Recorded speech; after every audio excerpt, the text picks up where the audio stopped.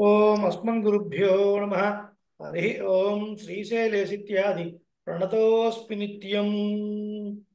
शुक्लांबरधरं विष्णुं शशिवर्णं चतुर्भुजं प्रसन्नवदनं ध्यायेत् सर्वविघ्नोपशान्तये। यस्य द्विरदवक्त्राद्याः पारिषद्याः परस्सदं विघ्नं निघ्नन्ति सततं विश्वक्सेनं तमाश्रये। पूजन्तं राम रामेति मधुरं मधुराक्षरम् आरुह्य कविता शाखां वन्दे वाल्मीकिकोकिलं गोष्पदीकृतवारासिं मशकीकृतराक्षसं रामायण महामाला रत्नं वन्दे नीलात्मजं। वेदवेद्ये परे पुंसि जाते दशरथात्मजे वेदः प्राचेतसादासीत् साक्षात् रामायणात्मना चरितं रघुनाथस्य शतकोटिप्रविस्तरम् एकैकमक्षरं प्रोक्तं महापातकनाशनम् आपदामपहर्तारं दातारं सर्वसम्पदां लोकाभिरामं श्रीरामं भूयो भूयो नमाम्यहम्। धर्मात्मा सत्यचन्दश्च रामो दाशरथिर्यदि पौरुषे च प्रतिद्वन्द्वः सरेणं झिरावणिम्। अस्मद्गुरुभ्यो नमः। గోష్ఠి స్వరూపానురూపంగా దాసోహం సమర్పిస్తూ అడిగిన రామానుదాసన్ ఇతిహాస శ్రేష్టము అనబడే శ్రీమద్ రామాయణంలో మొట్టమొదటి కాండం బాలకాండం, మొదటి సర్గ సంక్షేప రామాయణం. దాంట్లో ప్రార్థనా శ్లోకాలన్నింటినీ పూర్తి చేసుకొని 7 శ్లోకాల వరకు కూడా యథాశక్తి వ్యాఖ్యానం సేవించాం. ఈ రోజున 8వ శ్లోకం యొక్క వ్యాఖ్యానాన్ని మనం సేవించబోతున్నాం. అయితే మీలో కొంతమందికి ఒక సందేహం కలగవచ్చు, ఏమిటి ఇంత మెల్లిగా వెళుతుంది సంక్షేప రామాయణం, ఏమిటి ఇంత మెల్లిగా వెళుతుంది, ఎప్పటికి మనం పూర్తి చేసుకుంటాం? ఎవరికైనా సందేహం ఉందా ఇట్లా? ఏమండి? అలా ఏం లేదు స్వామి. ఏం లేదు.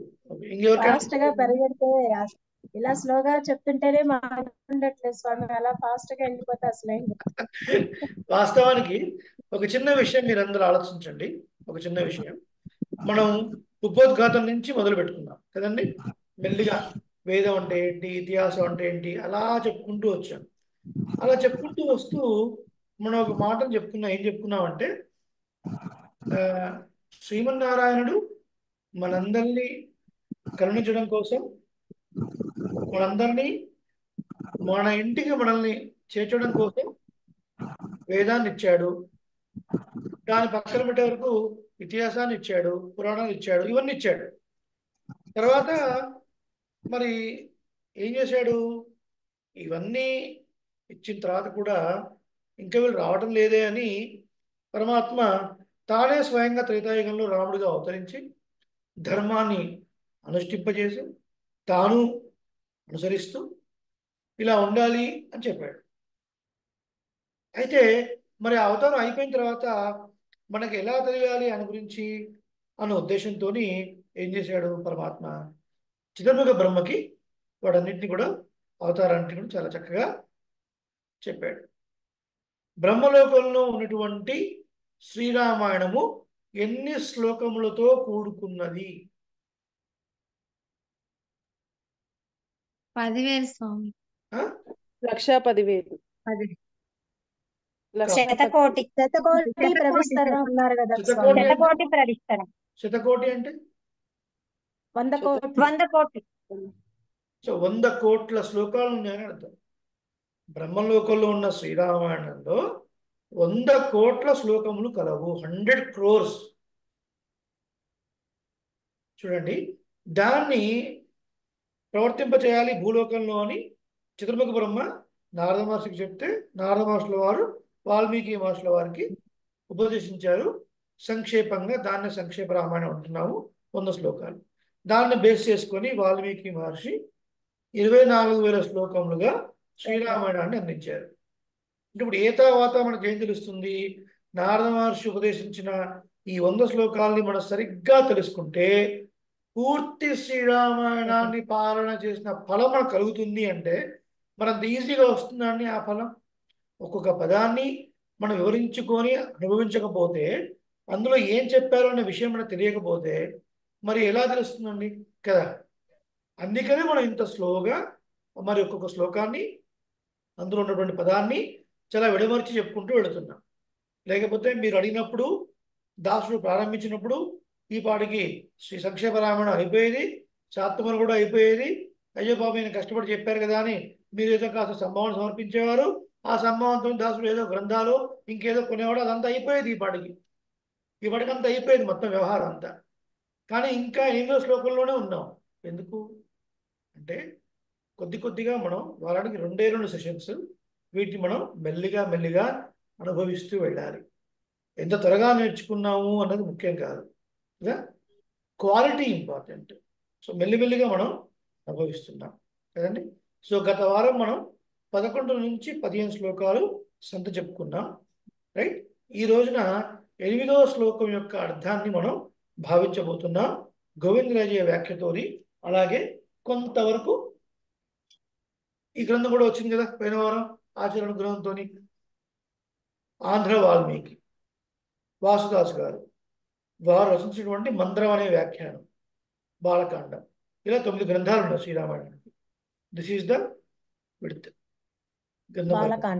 బాలకాండం మొత్తం తెలుగులో ఉంటుంది, పద్యాలు దాని యొక్క వివరణ వ్యాఖ్యానం అంతా కూడా తెలుగులో ఉంటుంది. కానీ మన ఈ కాలం తెలుగు కాదు, ఆ కాలం తెలుగు.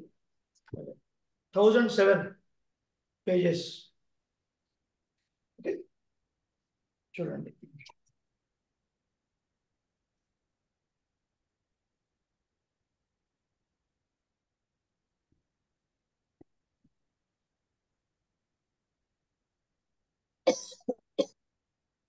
కొంచెం తెలుగు 100% తెలుగు, ఎందులో ఎటువంటి డౌట్ లేదు. బట్ ఏంటంటే ఆ కాలంలో ఉన్నటువంటి కొంచెం ప్రౌఢ తెలుగు అనమాట. ఎక్కడెక్కడైతే అకారం వస్తుందో అక్కడ యకారం వస్తుంది. అప్పుడు అతని గూర్చి ప్రశ్నించాను అంటే అప్పుడు అతని గూర్చి ప్రశ్నించాను, అట్లా అట్లా కొంచెం తెలుగులో ఉంటుంది. అద్భుతంగా ఉంటుంది వ్యాఖ్యానం. కొంచెం అది కొంచెం ఇది కలిపి చేద్దాం. ముందుగా ఎవరైనా 11 to 15 శ్లోకాలు ఎవరైనా కొంచెం చదవండి, సేవించండి. ఒకసారి గ్రంథం ఓపెన్ చేస్తున్నాను, ఒక్క నిమిషం.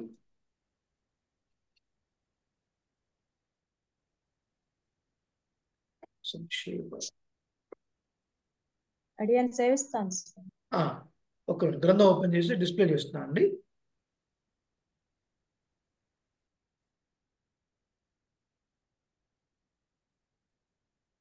స్క్రీన్ కనబడుతుందా సుకన్య గారు? కనిపిస్తుంది స్వామి, కనిపిస్తుంది. ఓకే, 11 to 15 మనం నేర్చుకున్నాము. అది ఒక్కసారి సుకన్య గారు సేవిస్తారు. దాని తర్వాత మనం 8వ శ్లోకం యొక్క అర్థాన్ని మనం భావిస్తాం. ఓం అస్మద్గురుభ్యో నమః.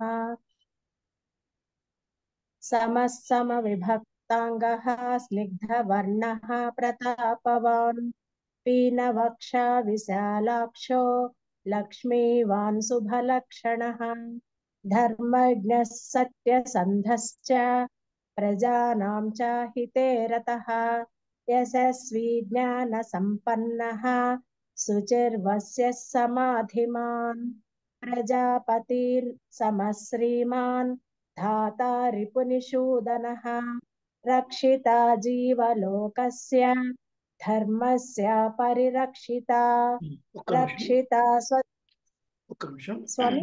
కొన్ని మనం కరెక్షన్స్ చేసుకోవాలి. ముందుగా మీరు శ్లోకాలు చదవడానికి ప్రారంభించే ముందు ఒక మాట అన్నారు. ఏమన్నారు? ఓం అస్మద్గురుభ్యో నమః. నాకు నావత్తు లేదు అక్కడ. గురుభ్యో నమః అంటే అర్థం మారిపోతుంది. ఎలా అంటే ఓం అస్మద్ గురుభ్యో నమః, గురుభ్యో నమః. చాలా మంది చేసే మిస్టేక్ ఏంటంటే గురుభ్యో నమః అంటారు. అది విన్నప్పుడు ఏమవుతుంది? గురుభ్యో నమః నాకు నావత్తు వచ్చినప్పుడు దాని అర్థం మారిపోతుంది. ఒక్కసారి ఇలా చెప్పండి, ఓం అస్మద్ గురుభ్యో నమః. ఓం అస్మద్గురుభ్యో నమః. నాకు నావత్తు లేకుండా చెప్పాలి, గురుభ్యో నమః అలా చెప్పాలి. తర్వాత ఓం అస్మద్గురుభ్యో నమః. 11వ శ్లోకం ఒకసారి కొంచెం గట్టిగా చదవండి. సమస్సమ విభక్తాంగః స్నిగ్ధవర్ణః ప్రతాపవాన్ స్నిగ్ధవర్ణః ప్రతాపవాన్ పీనవక్షా విశాలాక్షో లక్ష్మీవాన్ శుభలక్షణః. కరెక్ట్. 12th ధర్మజ్ఞः సత్యసంధశ్చ ప్రజానాం చ హితే రతః ప్రజానాంచ, యశస్ అక్కడ మకారం రాక్కర్లేదు. ప్రజానాంచ హితే రతః. ప్రజానాం చ హితే రతః యశస్వి జ్ఞాన సంపన్నః శుచిర్వస్య సమాధిమాన్ ప్రజాపతి సమశ్రీమాన్ పతి అన్నప్పుడు ధాత దీర్ఘంలాగా వినపడుతుంది. పతి అన్నప్పుడు దీర్ఘంలాగా వినపడుతుంది, దీర్ఘం వినపడకూడదు. ప్రజాపతి సారీ శ్రీమాన్. ప్రజాపతి సమశ్రీమాన్ అక్కడ ధాత సాక్షి సావత్రంగా రిపునిషు వినిపించింది. సుకన్య గారు చూడండి. ప్రజాపతి సమశ్రీమాన్ ధాత ప్రజాపతి రిపుని సమశ్రీమాన్. ప్రజాపతి సమశ్రీమాన్. ప్రజాపతి సమశ్రీమాన్ ధాత రిపునిషూదనః రక్షితా జీవలోకస్య ధర్మస్య పరిరక్షిత దీర్ఘం రక్షిత లేదు. ధర్మస్య పరిరక్షిత. ధర్మస్య పరిరక్షిత రక్షిత స్వస్య ధర్మస్య స్వజనస్య చ రక్షిత వేద వేదాంగ తత్వజ్ఞో ధనుర్వేదే చ నిష్ఠితః సర్వశాస్త్రార్థ తత్వజ్ఞః స్మృతిమాన్ ప్రతిభానవాన్ సర్వలోక ప్రియ సాధుః అదీనా ఇక్కడ స్వామి సర్వలోక ప్రియ సాధు. సర్వలోక ప్రియ సాధుః అదీనాత్మా విచక్షణః. పర్ఫెక్ట్. ఒత్తులు చాలా చక్కగా చెప్పారు శ్రీమతి రామానుజాయమ్మ. అనేక మంగళ శాసనాలు. ఇప్పుడు మన 8వ శ్లోకం యొక్క అర్థాన్ని భావిద్దాం. పెద్దగా చేశారు, అందరికీ స్క్రీన్లో డిస్ప్లే అవుతున్నట్టుగా చక్కగా. ఇక్ష్వాకువంశ ప్రభవో రామో నామ జనైః శ్రుతః నియతాత్మా మహావీర్యో ధృతిమాన్ వసి. అందరూ నోట్బుక్స్ పెన్ కూడా పక్కన పెట్టుకోండి. చాలా వ్యుత్పత్తి అర్థాలు వస్తాయి, మనం చక్కగా రాసుకుందాం. ఏం చెప్తున్నారు ఇక్కడ? ఇంతకు ముందు శ్లోకంలో నారద మహర్షుల వారు, హే వాల్మీకి మహర్షి, నీ చేత కీర్తించబడినటువంటి గుణములు ఏవైతే ఉన్నాయో అవి చాలా ఉన్నాయా అంటే అర్థం ఏంటి? 3 శ్లోకాల్లో 16 గుణములు కలవాడు ఎవడు అని అడిగాడు వాల్మీకి మహర్షి. అంత మాత్రమే కాదయ్యా, ఆ 16 గుణాల్లో అంతర్భవించినటువంటి గుణములు అనేకంగా ఉన్నాయి. బహవో దుర్లభాశ్చైవ ఏ త్వయా కీర్తితా గుణా. నీ చేత కీర్తించబడిన గుణములు చాలా ఉన్నాయి, అనేకంగా ఉన్నాయి. పరమాత్మని అనంత కళ్యాణ గుణాత్మకుడు అని అంటాం. అలాగే దుర్లభం కూడా. దుర్లభం అంటే ఏంటి అర్థం? సాధారణ మనిషిలో ఇది కనపడటం దుర్లభము. ఇక్కడ నరుడు అంటే కేవలం మానవుడిని అర్థం కాదు, దాని వివరణ చెప్తాను.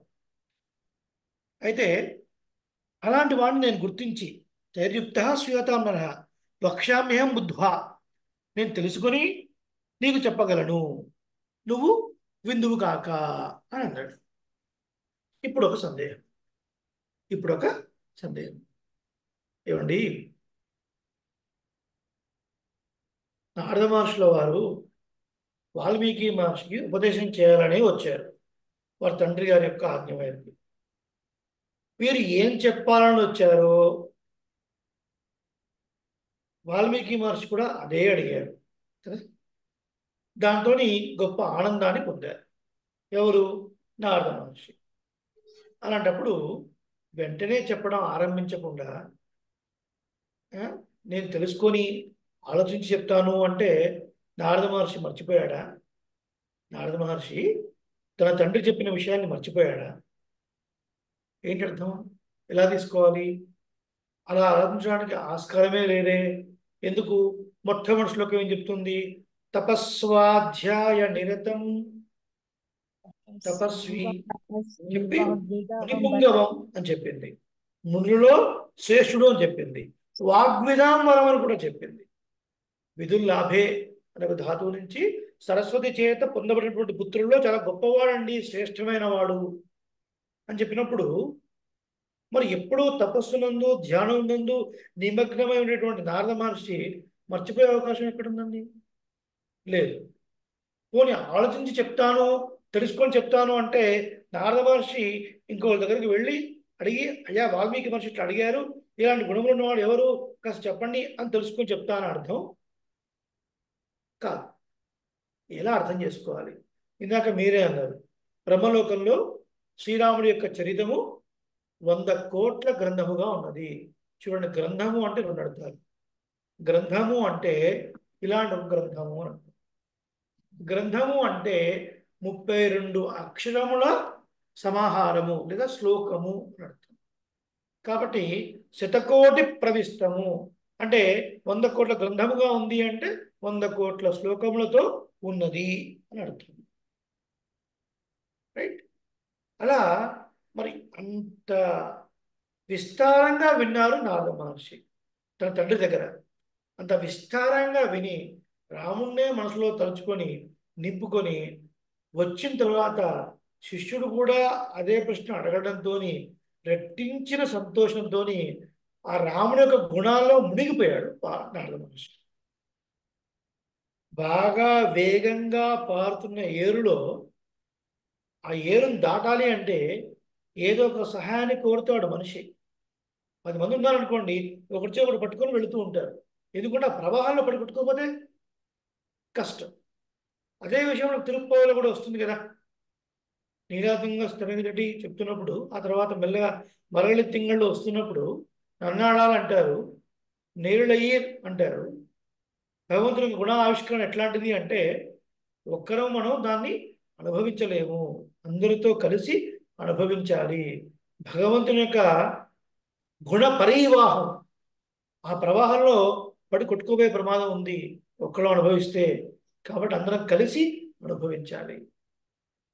రాముడి గుణాల్లో పడిపోయాడు నారద మహర్షి. ఆ ప్రవాహంలో కొట్టుకొని పోతున్నాడు. ఒక్కసారి వినగానే ఆనందం వేసింది. ఆనందం వేసి మనసు కరిగిపోయింది. ఆ గుణ పరివాహంలో కొట్టుకుపోతున్న నారదుడు కాస్త తేరుకొని వాల్మీకి మహర్షి చెప్పడానికి కొంత సమయం పడుతుంది. అందుకనే నాయన చెప్తాను, నాయన చెప్తాను విను అని అన్నాడు. అలా అర్థం చేసుకోవాలి తప్ప మళ్ళీ నారద మహర్షి ఏదో మర్చిపోయాడు గుర్తు తెచ్చుకొని, అక్కడ పదం అట్లా ఉంది, మునే వ్యక్షామ్యహం బుద్ధ్వా, నేను చెప్తాను తెలుసుకొని గుర్తు తెచ్చుకొని అంటే అతను ఏదో మర్చిపోయాడని అర్థం కాదు. రాముడి యొక్క గుణాల్లో పూర్తిగా మునిగిపోయినటువంటి నారద మహర్షి 100 కోట్ల శ్లోకాలు అంత విస్తారంగా నారద మహర్షి విన్నాడండి చతుర్ముఖ బ్రహ్మలోకంలో. మనకు ఆ భాగ్యం ఉందా చెప్పండి? మనం 24,000 శ్లోకంలో ఉన్న శ్రీరామాయణాన్ని ప్రజల ద్వారా వినే భాగ్యమే లేదు. లేదు అంటే కొంతమందికి ఉండొచ్చు కోర్సులో, అందరికీ లేదు. ఒకవేళ 24,000 శ్లోకాల యొక్క అర్థాన్ని వినే భాగ్యం ఉన్నా అందులో పూర్వాచార్యులు అందించినటువంటి అన్ని రకాల వ్యాఖ్యానాలను ముందుంచుకొని వినే భాగ్యం ఎంతమందికి ఉంది? వేళ్ళ మీద లెక్క పెట్టవచ్చు. మరి దీనికే, ఈ భాగ్యానికే నోచుకోలేము మనం. 100 కోట్ల శ్లోకములున్న శ్రీరామాయణాన్ని 4 ముఖములు కల చతుర్ముఖ బ్రహ్మ వివరిస్తూ ఉంటే నారదుడు ఎంతగా ఆకలింపు చేసుకుని ఉంటాడు, ఎంత గొప్ప అనుభవించుంటాడు కదా. కాబట్టి ఆ గుణ పరివాహంలో ఉన్నటువంటి నారద మహర్షి ఇలా చెప్పడానికి ఆరంభించాము. స్క్రీన్ డిస్ప్లే చేసుకున్నాం. 8వ శ్లోకం యొక్క అర్థం చూద్దాం. ఇక్ష్వాకు వంశమున జన్మించినటువంటి వాడు, ప్రజలందరి చేత కీర్తింపబడినటువంటి వాడు అయినటువంటి రాముడు అనే ఒక పేరు గలవాడు ఉన్నాడయ్యా. ఆయన ప్రసిద్ధి చెందినటువంటి నరుడు. అతడు నియతాత్ముడు. నియతాత్మ, నియతాత్ముడు ఏమర్థం అవుతుంది? సంస్కృత పదార్థ తెలుగులో యాస్టిసి ట్రాన్స్లేట్ చేస్తే ఏమర్థం కాదు, వివరించుకుంటేనే అర్థమవుతుంది. మహావీర్య, మహావీర్యుడు. ద్యుతిమాన్, ద్యుతిమంతుడు, ధృతిమంతుడు. వశీ, సమస్తమును వశీకరించుకున్నటువంటి వాడు అని చెప్తున్నాడు. ఇది శ్లోకం యొక్క అర్థం. ఇప్పుడు మనం భావాన్ని పరిశీలిద్దాం. ఎవరు మాట్లాడుతున్నారే? ఎక్కడి నుంచో మాటలు వినపడుతున్నాయి. మ్యూట్లో ఉండండి దయచేసి. అవసరం ఉన్నప్పుడు అన్మ్యూట్ చేసుకున్నారు కానీ. ఇప్పుడు మనం కాస్త లోపలికి వెళదాం. ఇంతకుముందు నరహ అని చెప్పారు కదా. ఒక్క మాట మీరు ఆలోచిస్తే ఇక్కడ నరహ అన్నప్పుడు మనం బయట అర్థం ఎలా చెప్పుకున్నామంటే ఇన్ని గుణములు కలిగినటువంటి వాడు అయ్యా నరుడు ఎవరున్నారు అని ఒక అర్థం. కానీ ఈ ప్రశ్న చాలా గొప్పది. అడిగినటువంటి వారు సామాన్యమైనటువంటి వారు కాదు. అడగబడుతున్న వారు సామాన్యమైనటువంటి వారు కాదు. ఇక్కడ ఏంటి? బాహ్యంగా నరుడిగా ఉన్నటువంటి వాడు, అంతరంగా పరమాత్మ అయినటువంటి వాడు ఎవడు అని అర్థం. రింగ్ క్షయే అని ధాతు. రింగ్ క్షయే. రింగ్ అన్నప్పుడు దాన్ని ఎట్లా రాయాలి, మీకు ఎట్లా చూపించాలి చూద్దాం, ప్రయత్నం చేద్దాం ఒకసారి.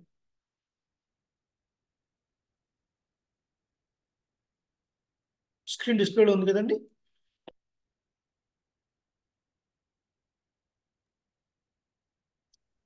అవుతుందండి స్వామి.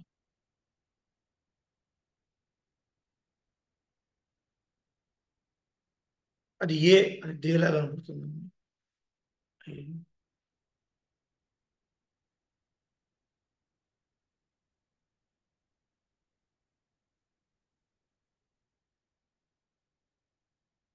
రింగ్ క్షయే అని ధాతు. అంటే ర శబ్దానికి నశించున్నది అని అర్థం. న రహ నశించని వాడు అని అర్థం. నశించని వాడు అని అర్థం. అంటే ఇక్కడ నరహ అని అనడం అర్థం ఏంటి? అక్కడ బయటికేమో గౌణార్థం, అంతరంగానేమో అంతరంగంగానేమో పరమాత్మ గురించి అని అర్థం. గౌణార్థం అంటే ఏంటో చెప్పుకుందాం. గౌణార్థం అంటే ఏంటో చెప్పుకుందాం. ఇప్పుడు మీరు చూశారు, రాసుకున్నాను. రింగ్ క్షయే అని ధాతువు. అంటే ప్రకారంలో నశించినది అని అర్థం. నా పక్కన నా వచ్చి చేరింది. నరహ అన్నప్పుడు నశించినది, నశించిన వాడు పరమాత్మ కదా. జీవుడు కూడా నశించిన వాడే. జీవుడు కూడా నశించిన వాడే. కానీ మనకు నశిస్తున్నట్లుగా అవపడుతుంది. కానీ ఏం నశిస్తుంది? పాంచభౌతిక శరీరం నశిస్తుంది. లోపల జీవుడు నశించడం లేదు. ఈ శరీరం పడిపోయిన తర్వాత జీవుడు ఇంకొక శరీరాన్ని తీసుకుంటున్నాడు తప్ప ఆ జీవుడికి నశించే గుణం లేదు. సో ఆ జీవులందరూ కూడా పరమాత్మ నుంచే వచ్చారు. కాబట్టి నరహ అంటే పరమాత్మకే చెప్పబడుతుంది అర్థం. మన నరుడు అని మనుషుని కూడా అంటున్నాడు కదా. మనుషుని కూడా నరుడు అని అంటున్నాడు కదా. అంటే అది గౌణార్థము అని అర్థం. గౌణార్థము అంటే రాసుకోండి, అప్రధానము అని అర్థం. గౌణము అంటే అప్రధానమైనది అని అర్థం. ప్రధానమైన అర్థం కాదు. ఇక్కడ నరహ అని చెప్పడం వల్ల పైకేమో ఓ స్వామి, ఈ భూమండలం మీద ఇప్పుడు నా కళ్ళతో చూడటానికి ఈ లోకంలో ఎవరైతే ఉన్నాడో, ఈ గుణాలతో ఉన్నటువంటి వాడు ఎవరు నరుడు చెప్పండి అని అడుగుతాడు వాల్మీకి ప్రశ్నలో. అంతరంగంగా సాక్షాత్ విష్ణువే కదా వచ్చింది రాముడి రూపంలో. కాబట్టి ఆ పరమాత్మ గురించే అడుగుతున్నాడు అని అర్థం. దాని తర్వాత ఇప్పుడు ఇక్ష్వాకు వంశ ప్రభవ అని చెప్తున్నారు. ప్రభవ అంటే ప్రాదుర్భావం కలది, పుట్టుకోగలిగినటువంటిది అనమాట. ఈ వంశంలో పుట్టినటువంటి వాడు అని ప్రారంభం చేస్తున్నాడు. అంటే వేదాంతాలలో చెప్పబడినటువంటి గుణములు రాముడి యందే ఉన్నాయి, రామతత్వంలోనే ఉన్నాయి. ఆ రాముడు ఎవరో కాదు, విష్ణువే. రాముడిగా అవతరించినటువంటి విష్ణువే వేదాంత వేద్యుడైనటువంటి పరతత్వము. ఈ విషయాన్ని దృఢపరుచుకుంటున్నాడు వాల్మీకి మహర్షికి. వాల్మీకి మహర్షికి తెలియక కాదు, ఇది బాగా గుర్తుపెట్టుకోవాలి. ఎవరైనా శ్రీరామాయణం సేవించాము, గోవిందరాజ్యం సేవించామండి అంటే ఒక ప్రశ్న అడిగితే సమాధానం చెప్పాలి. ఏం చెప్పాలి? వాల్మీకి మహర్షికి శ్రీరాముడి గురించి తెలియగలుగుతున్నాడా? కానే కాదు. తెలుసును, కానీ ఆచార్యముఖత వినాలి. ఆ విషయం కోసమే, రూఢి చేసుకోవడం కోసమే, ఇన్ ఆర్డర్ టు అసర్టైన్, దాని గురించి అడుగుతున్నాడు. కాబట్టి వేదాంతంలో చెప్పినటువంటి వాడు అనంత కళ్యాణ గుణాత్మకుడు అయినటువంటి వాడు ఆ శ్రీమన్నారాయణుడే రాముడిగా అవతరించాడు. అలాంటి రాముడి గురించి ఇప్పుడు చెప్పబోతున్నాడు. ఇప్పటిదాకా వాల్మీకి మహర్షి అనేటువంటి ప్రశ్నలే సరిపోయాయి. ఇక్కడి నుంచి సమాధానం ప్రారంభం. ఎక్కడి నుంచి? 8వ శ్లోకం నుంచి, ఇక్ష్వాకు వంశ ప్రభవో నుంచి ప్రారంభం. ఇటువంటి త్రేతాయుగంలో అనేక వంశాలు, గొప్ప గొప్ప వంశాలు చాలా ఉన్నాయి. జనక చక్రవర్తి వంశం ఉంది, ఇంకా గొప్ప వంశాలు ఉన్నాయి. అన్ని ఉన్నప్పటికీ కూడా పరమాత్మ ఈ వంశంలోనే ఎందుకు పుట్టాడు? ఇక్ష్వాకు వంశంలోనే ఎందుకు పుట్టాడు? అసలు ఎవరు ఈ ఇక్ష్వాకు? ఇక్ష్వాకు ఎవరు అంటే, ఇక్ష్వాకు అనేవాడు వైవస్వత మనువు యొక్క పెద్ద కుమారుడండి. వైవస్వత మనువు యొక్క పెద్ద కుమారుడు. మళ్ళీ ఒక డౌట్, అసలు మనువు అంటే ఎవరు అండి? మనువు అంటే ఎవరు తెలిస్తే కదా మనకు తెలియాల్సింది. అంటే ఈ కాలాన్ని పరిపాలించడంలో చతుర్ముఖ బ్రహ్మ ఒక డివిజన్స్ ఏర్పాటు చేశాడు, రకరకాల పోర్ట్ఫోలియో ఏర్పాటు చేశాడు. ఆ పోర్ట్ఫోలియో ప్రకారంగానే ప్రస్తుతము చతుర్ముఖ బ్రహ్మకి కల్పము అంటే ఏంటంటే అర్థం? కల్పము అంటే ఏంటి అర్థం? చతుర్ముఖ బ్రహ్మకి 4 చతుర్యుగాలు కలిపి ఒక కల్పం. కాదు. చూడండి,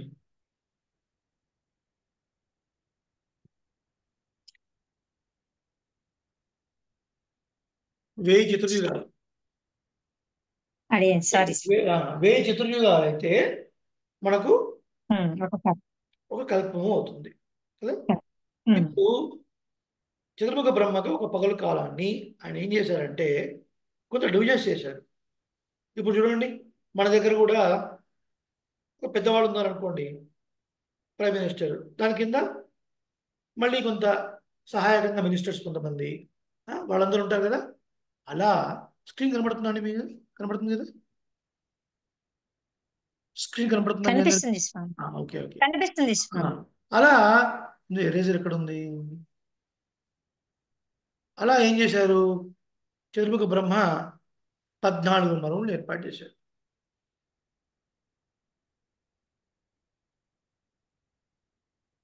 ఎంత చిన్నగా వస్తుందండి?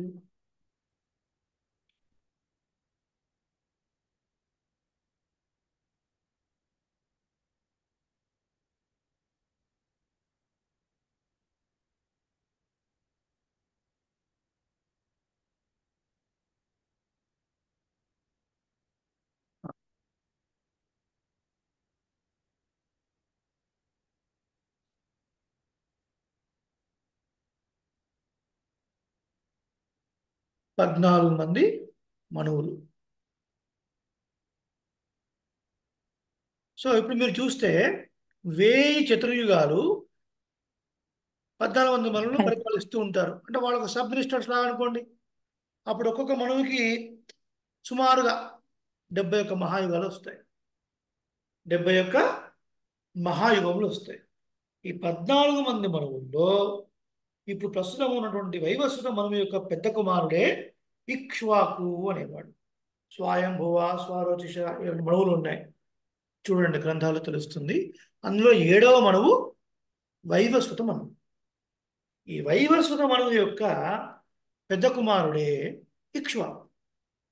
ఈ ఇక్ష్వాకు మహారాజు చాలా గొప్ప భక్తుడు.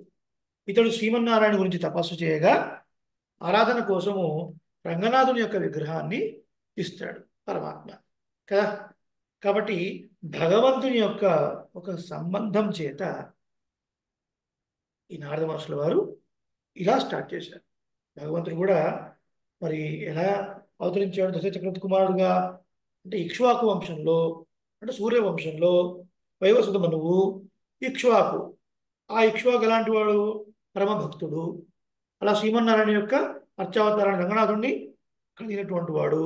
ఈ వంశం నుండే ప్రాదుర్భవం అయింది. మిగతా అంతా వాడు ఇక్ష్వాకు నుంచి మాంధాత ఇలా ఇలా ఇలా వస్తూ దశరథ చక్రవర్తి, ఆ తర్వాత శ్రీనాథుడు. ఇలా ప్రయుక్తమైంది కాబట్టి ఇక్ష్వాకు అని మొదలుపెట్టాడు. ఇక్ష్వాకు వంశ ప్రభవ, పుట్టినటువంటి వాడు. రామో నామ దినేశుత, అంటే రాముడు అనేటువంటి వాడు గురించి నువ్వు వినే ఉంటావు కదా అని చెప్తున్నారు అన్నమాట నారద మహర్షి వాల్మీకి మహర్షికి. కాబట్టి ఇప్పుడు ఇక్కడ ఈ వంశం గురించి ఎందుకు చెప్తున్నారు అంటే, ఆ వంశం భగవత్ సంబంధం కలది మొదటిది. తర్వాత వంశము చెప్పడం వల్ల గుణాన్ని కూడా చెప్పినట్లయింది. మొట్టమొదటి ప్రశ్నలో కూడా కోన్వస్మిన్ సాంప్రతంలోకే చెప్పండి. తర్వాత గుణమా గుణవాన్ కశ్చ వీర్యం. వీర్యమా అన్నారు కదా, ముందు గుణవాన్ అన్నారు కదా. కాబట్టి ఈ వంశాన్ని ముందు చెప్పడం వల్ల గుణం చెప్పినట్టు కూడా అయింది. ప్రశ్న ఏ క్రమంలో ఉందో సమాధానం కూడా ఆ క్రమంలో సాగిస్తూ ఉన్నారు. అలా ఇక్ష్వాకు వంశం చెప్తూ గుణాన్ని చెప్తూ ఆ సౌశీల్యాన్ని చెప్తూ రామో నామ జనేశ్వత ఇక రాముడు అనేవాడు ఉన్నాడండి చెప్తున్నారు. ఇక్కడ రామ శబ్దానికి ఎన్ని అర్థాలు ఉన్నాయో మనం ఒకసారి గమనిద్దాం.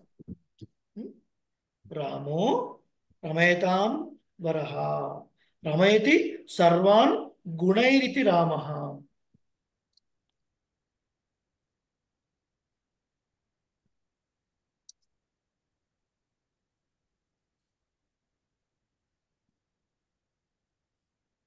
రమయతి సర్వాన్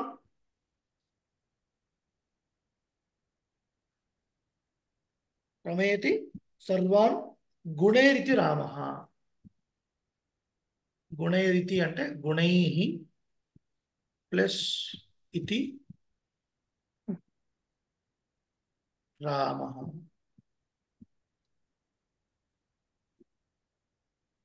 రాసుకున్నారా? అడిగాను స్వామి, రాసుకున్నాను స్వామి. రమయతి సర్వాన్ గుణైరితి రామ అంటే అందరినీ గుణముల చేత రమింపజేయుచున్నాడు అంటే ఆనందింపజేయుచున్నాడు కాబట్టి రామ అర్థం. ఒకసారి పెన్ వాడతాను, స్టైలస్ తీసుకుంటాను, చూద్దాం. అదొక అర్థం చెప్పారు. తర్వాత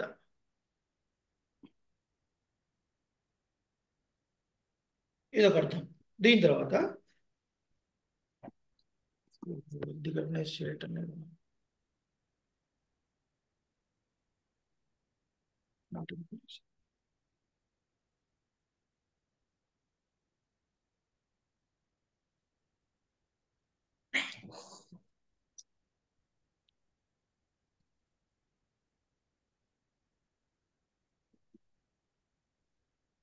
దాని తర్వాత రామో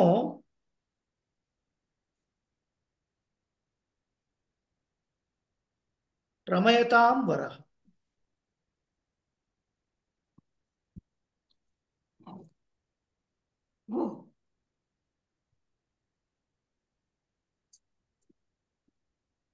రామో రమయతాం వరః అంటే ఆనందింపజేసేవాళ్ళు శ్రేష్టమైన వాడు అని అర్థం. మీరందరూ రాసుకోవాలి, మళ్ళీ సెషన్లో అడుగుతాడు దాసుడు.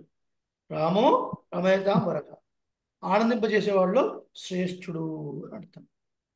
ఇలాంటి యొక్క నిర్వచన బలం చేత అంటే జనాలందరూ కూడా రాముడి యొక్క గుణముల చేత ఇతను ఎంతో ఆనందాన్ని పొందుతారు కదండి. గుణములు అంటే కూడా మనం చెప్పుకున్నాం, ఏది మాటి మాటికి తలుచుకోబడుతుందో దానికి గుణము అని పేరు. గుణము అంటే రెట్టింపు అని అర్థం, ట్వైస్, ఇంకా ఇంకా హెచ్చవేయించినది అని అర్థం అనమాట. గుణము అంటే అంటే మాటి మాటికి ఏది తలుచుకుంటారో, ఏది తలుచుకోవడం వల్ల మాటి మాటికి అతని యందు అతిశయమైన ఆనందం కలుగుతుందో దానికి గుణం అని పేరు. అదే సౌశీల్యం కదా. ఎంత గొప్పవాడైనా సరే అతనికన్నా ఐశ్వర్యంలో కానీ ధనంలో కానీ విద్యలో కానీ ఏమాత్రం సరితూగని వారి చిన్నవారితో కూడా అరమరికలు లేకుండా ఉండుట, అలా ఉంటున్నాను అన్న భావన కూడా లేకుండా ఉండుట, అది కదా సౌశల్యం అంటే. మహతై మందై సహ నీరంధ్రేణ సంశ్లేష అని మనం చెప్పుకున్నా రాసుకున్నాం కూడా. కాబట్టి ఈ గుణాలు చెప్తున్నాం ఇక్కడ. రామ చెప్పడం వల్ల, ఆ వంశాన్ని చెప్పడం వల్ల ఈ యొక్క గుణములు చెప్పినట్టుగా అయింది. ఆనందింపజేయవాడు, ఆనందింపజేయవారిలో శ్రేష్టమైన వాడు అని అర్థం. ఇంకా మహర్షులు కూడా ఇతని యందే రమిస్తారు. రమంతే యోగినో అనంతే సత్యానందే చిదాత్మని ఇది రామపదేనాసో పరం బ్రహ్మాది భీయతే. అంటే యోగులు, వాళ్ళకి ఎటువంటి కోరికలు ఉండవు, అలాంటి వారు కూడా రాముడి యందు రమిస్తారు. అంటే రాముడి యందు, రాముడు తలుచుకోగానే ఆయన గుణములు ప్రకాశమయ్యి ఆనందిస్తారు అని అర్థం. ఈ వాల్మీకి ఇక్ష్వాకు అనే వంశంలో పుట్టినటువంటి వాడు, చక్కటి గుణములతో ఒప్పిలుతున్నటువంటి వాడు, సౌశీలమైనటువంటి వాడు రాముడు అనేవాడి గురించి నువ్వు వినేవుంటావు కదా. ఎందుకు ఈ మాట అన్నారు అంటే, చిత్రకూటంలో మరి దండకారణ్యానికి వెళ్ళినప్పుడు, వనవాసానికి వెళ్తున్నప్పుడు రామచంద్రమూర్తి, లక్ష్మణస్వామి, సీతాదేవి అనేక మంది ముని ఆశ్రమాలను సేవిస్తూ వెళుతూ ఉంటారు. అందులో చిత్రకూటంలో వాల్మీకి మహర్షి యొక్క ఆశ్రమానికి కూడా వెళ్ళి ఆయన కూడా నమస్కరించి వెళుతారు. అప్పుడు వాల్మీకి తెలుసు, వాల్మీకి కూడా రాముడు ఎలాంటి వాడో తెలుసు. అంతేకాదు, ఇతను చేసినటువంటి గొప్ప గొప్ప కార్యాలన్నీ కూడా తెలుసు వాల్మీకి మహర్షి. ఏం కార్యాలు?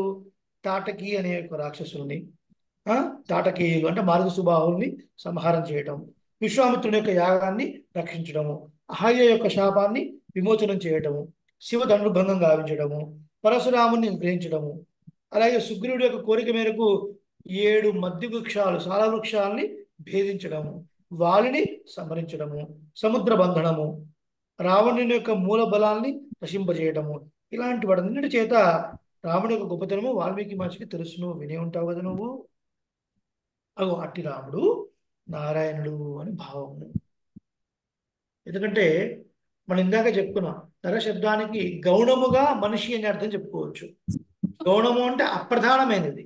నరహ శబ్దానికి గౌణమైన అర్థము, అప్రధానమైన అర్థం మనుషుడు.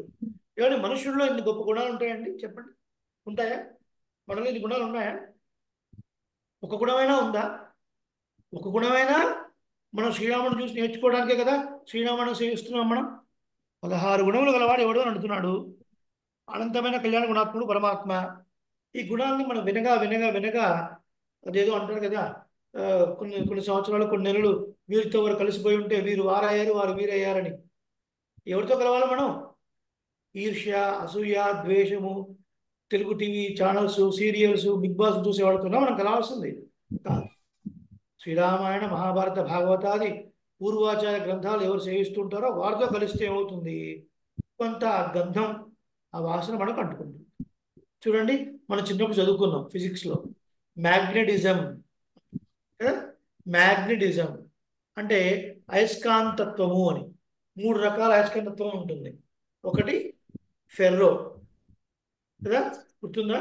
ఫెర్రో, పారా, డయా అని. సో మా ఫిజిక్స్ లెక్చర్ చెప్తూ ఉంటారు, డయా అంటే గయా అని అర్థం. డయా మీన్స్ గయా. దానికి మ్యాగ్నెటిజమే ఉండదు. ఇంకా మీరు ఏం చేసినా దానికి రాదు. ప్లాస్టిక్ ఉందనుకోండి, మీరు ఏం చేసినా రాదు. ఫెర్రో బలమైన అయస్కాంతత్వం ఉంటుంది. సో పారా ఆర్ సూడో ఏమవుతుంది? ఒక ఇనుప ముక్కను తీసుకున్నాం, ఒక బలమైన అయస్కాంతాన్ని తీసుకున్నాం. ఆ ఇనుప ముక్కను అయస్కాంతం పైన రుద్దిగా ఏమవుతుంది? ఆ అయస్కాంతత్వము ఈ ఇనుప మేకుకు అంటుకుంటుంది. అప్పుడు ఏమవుతుంది? ఈ ఇనుప ముక్కను ఇంకొక ఇనుప ముక్కను దగ్గర వెళ్ళగానే దాన్ని ఆకర్షించే గుణము దీనికి వచ్చేస్తుంది. అయస్కాంతం మీద రుద్దడంతసేపు ఇనుప ముక్కకి అయస్కాంతత్వము లేదు. అది కూడా సాధారణమైన ఇనుప ముక్క లాగానే ఉండేది. ఆ ఇనుప ముక్కని ఇంకొక ఇనుప ముక్క దగ్గర తీసుకుని వెళితే అదేమీ ఆకర్షించదు. కానీ ఎప్పుడైతే ఒక ఐరన్ పార్టికల్ని అయస్కాంతం మీద రుద్దగా ఏమవుతుంది? ఈ అయస్కాంతత్వము పాక్షికంగా సూడో దీని మీదకి వస్తుంది. అప్పుడేం చేస్తుంది? ఇది ఇంకో దాన్ని ఆకర్షించే స్వభావం కలిగి ఉంటుంది. కాబట్టి సో మనం డయా అయస్కాంతం కావద్దు. మనం పారా కేటగిరీలో ఉండి ఫెర్రో అనేటువంటి ఆ పరమాత్మ గుణాన్ని బాగా వింటూ ఉండగా ఏమవుతుంది? కొన్ని గుణాలు మనకు కూడా వస్తాయి. 100% వస్తాయి, అందులో డౌటే లేదు. ఎన్ని గుణాలు వస్తాయని తెలియదు, బట్ 100% ఏం చెప్తున్నామంటే వస్తాయి అని దానికి 100% మీరు అన్వయించుకోవాలి. శ్రీరామాయణం వినగా శ్రీరామాయణం సేవించగా వినగా ఆ భాష్యాన్ని వినగా ఏదో కొన్ని గుణాలైనా కొన్ని మనలో వస్తాయి. దుర్గుణాలు నశింపబడతాయి, కళ్యాణ గుణాలు వస్తాయి కదా. అందుకని మనం వింటున్నాం. అలా మరి శ్రీరాముడి యొక్క గొప్ప గుణాలు నువ్వు వినే ఉంటావు కదా అని అర్థం. కాబట్టి రామరూపమున అవతరించినటువంటి ఆ శ్రీమన్నారాయణుడే వేదాంతములను చెప్పినటువంటి ఆ గుణములు కలవాడు అని తాత్పర్యం. ఇవి సాధారణమైన గుణములు కావయ్యా. ఈ పైన చూడండి, బహవో దుర్లభాశ్చైవ ఏ త్వయా కీర్తితా గుణాః. నీ ద్వారా అడగబడినటువంటి కళ్యాణ గుణాలు సాధారణ మనిషి యందు దుర్లభము. సమస్య లేదు, అందులో ఉండమే లేదు. మరి ఎవరి యందు? నరుడిగా కనపడుతున్నటువంటి రాముడి యందు. ఎవరైనా సాక్షాత్తు నారాయణుడే. అతని యందు సాధ్యం తప్ప మిగతా వాళ్ళ యందు సాధ్యం కాదు. ఎందుకంటే వేదాంతాల్లో పరమాత్మ అనంత కళ్యాణ గుణాత్మకుడు అని చెప్పబడింది కాబట్టి దీని యొక్క తాత్పర్యం అది. కాబట్టి స్వరూప నిరూపకమైనటువంటి ధర్మాలు అని చెప్తారు. అంటే నియతాత్మ, ఎప్పుడు మారని స్వభావము కలవాడు పరమాత్మ. ఎప్పుడు మారని స్వభావం. అచిత్ ఉందనుకోండి, అచిత్ జడమైన ప్రకృతి ఎప్పుడు మారుతూనే ఉంటుంది. ఒక సంవత్సరం ఇలా ఉంది, ఇంకో సంవత్సరం ఇంకొక షేప్ మారుతూ ఉంటుంది. మనం చూస్తున్నాంగా లోకంలో అనేకమైన మార్పులకు గురవుతూ ఉంటుంది ఈ కనిపించే అచిత్ అంతా కూడా. కానీ పరమాత్మ మారని వాడు, స్వరూపత మారని వాడు. ఇది కూడా బాగా గుర్తుపెట్టుకోవాలి. స్వరూపం అంటే ఏంటి? తనకే చెందినటువంటి ఒక గుణము అని అర్థం. స్వరూపత అంటే రూపము అంటే ఫిజికల్ అపీరెన్స్, రూపము అంటే అపీరెన్స్, స్వరూపము అంటే తనకే చెందినది అని అర్థం. తనకే చెందినది. విష్ణు పురాణంలో ఒక శ్లోకం ఉంటుంది. అవికారాయ శుద్ధాయ నిత్యాయ పరమాత్మనే. మీరందరూ కూడా శ్రీ విష్ణు సహస్రనామాన్ని సేవించినప్పుడు ఆ శ్లోకాన్ని సేవించే ఉంటారు. అది విష్ణు పురాణంలో శ్లోకం. ఏమండి, మరి పరమాత్మ మార్పులు లేనివాడు అని అన్నారు కదా. మత్స్యావతారం తీసుకున్నాడు, కూర్మావతారం తీసుకున్నాడు, పొట్టిగా ఉండే వామనావతారం తీసుకున్నాడు. మరి ఇదేంటండి? ఇది మార్పు కాదా? చెప్పండి. ఇది మార్పు అవునా కాదా? చెప్పండి. ఇది మార్పా కాదా? చెప్పండి. ఏదో ఒక సంబంధం, అవును కాదు, ఏదో ఒకటి చెప్పండి. మార్పు కదా. నియతాత్మ మార్పు చెందిన వాడు అంటున్నారు అంటే ఇక్కడే మనం జాగ్రత్తగా వినాలి. స్వరూపత పరమాత్మ ఏ దోషము లేనివాడు, స్వరూపత పరమాత్మ అనంత కళ్యాణ గుణాత్మకుడు. ఇది క్లియర్. ఈయన అనేక రూపములు తీసుకుంటున్నాడు. ఫిజికల్గా అనేక రూపములు తీసుకుంటున్నాడు. ఈయన కొరకు కాదు. అది పరమాత్మ ఏ ప్రయోజనాన్నో పొందడం కోసం తీసుకున్నటువంటి రూపములు కావు. చిన్ని అయిన వామనమూర్తి ఎందుకు తీసుకున్నాడు? ఇంద్రస్యార్థే, ఇంద్రుడి కొరకు తీసుకున్నాడు. ఇంద్రుడికి రాజ్యాన్ని ఇవ్వడం కోసం అతను తీసుకున్నాడు. అంతేకాని తనేదో ప్రయోజనాన్ని ఆశించి తను మారలేదు. రూపం వేరు, స్వరూపము వేరు. స్వరూపత పరమాత్మ కొన్ని గుణాలు ఉన్నాయి. ఆ గుణములలో ఎటువంటి మార్పు చెందినవాడు పరమాత్మ. ఇది వెరీ క్లియర్. ఇంక పరమాత్మ తీసుకునే అనేక అవతారాలు ఇచ్ఛాగృహీతం. తన యొక్క ఇష్టము చేత మనందరినీ రక్షించడం కోసం తీసుకున్నటువంటి అవతారాలు. కానీ కర్మాధీనం కావు. మనం కూడా అవతరిస్తూనే ఉన్నాం. కాబట్టి మనం కూడా కోట్ల జన్మల్లో మనం కూడా పుడుతూనే ఉన్నాం. మనాన్ని ఏంటి? కర్మాధీనములు. కర్మ వల్ల ఆ కర్మ ఫలాన్ని అనుభవించడం కోసం మనం అనేకమైనటువంటి జన్మలు తీసుకుంటున్నాము. పరమాత్మ కూడా అనేక జన్మలు తీసుకుంటున్నాడు. కానీ కర్మాధీనం కాదు, ఇచ్ఛాధీనం. తిరువారాధన చేసినప్పుడు మీరు ఒక శ్లోకం చెప్తారు. తతోఖిల జగత్పద్మ బోధాయాచ్యుత భానున దేవకీ పూర్వ సంధ్యాయాం ఆవిర్భూతం మహాత్మనా. ఏంటి శ్లోకానికి అర్థం? పరమాత్మ ఎట్లా ఆవిర్భవించాడట? తూర్పు దిక్కుని వస్తున్నటువంటి సూర్యుడిలాగా దేవకీ గర్భం నుంచి ఆవిర్భవించాడు. ఏంటి పోలిక అంటే సముద్రం దగ్గర నిలబడి చూస్తుంటే తూర్పు దిక్కున సూర్యుడు ఉదయిస్తుంటే సముద్రంలోంచి వస్తున్నాడా, సముద్రంలో నీళ్లు తగులుతున్నాయా అన్నట్టుగా వస్తాడు. తగులుతాయండి? సముద్రంలో నీళ్లు తగులుతాయా సూర్యుడికి? చెప్పండి. తగలవు. పరమాత్మ దేవకి గర్భంలోంచి వచ్చాడు. ఎట్లా వచ్చాడు? సముద్రంలోంచి సూర్యుడు ఉదయిస్తున్నాడా తూర్పు దిక్కున అన్నట్టుగా, దేవకి గర్భం అనే తూర్పు దిక్కున సూర్యుడు ఉదయించినట్టుగా కృష్ణ పరమాత్మ ఉద్భవించాడు. అంటే గర్భంలోంచి వచ్చాడు అన్నట్టుగా కనిపిస్తున్నా కూడా ఏ కర్మ అంటని వాడు ఉద్భవించాడు పరమాత్మ అని చెప్తున్నారు తర్వాత. కాబట్టి ఇక్కడ ఎటువంటి వికారము అంటే నియత ఎటువంటి మార్పు చెందినటువంటి వాడు పరమాత్మ. ఎటువంటి మార్పు చెందినటువంటి వాడు అంటే ఇక్కడ ఉపనిషత్తు ఒక మాట చెప్తుంది. ఉపనిషత్తు ఒక మాట చెప్తుంది.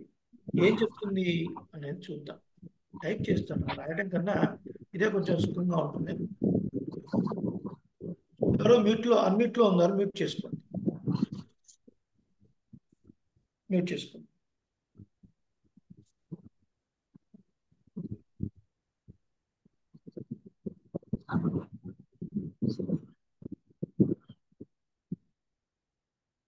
రాసుకోవాలి మీరు కూడా.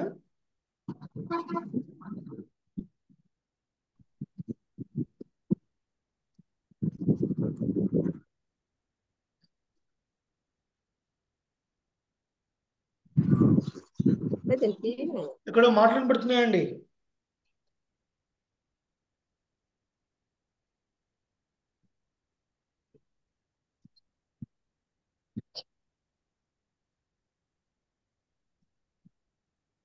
స్క్రీన్ మీద రాసేది కనపడుతుంది కదండి. అడియన్ స్వామి, అడియన్ కనిపిస్తుంది స్వామి. అనిపిస్తుంది స్వామి, కొంచెం పెద్దవి చేస్తారా స్వామి? తప్పకుండా.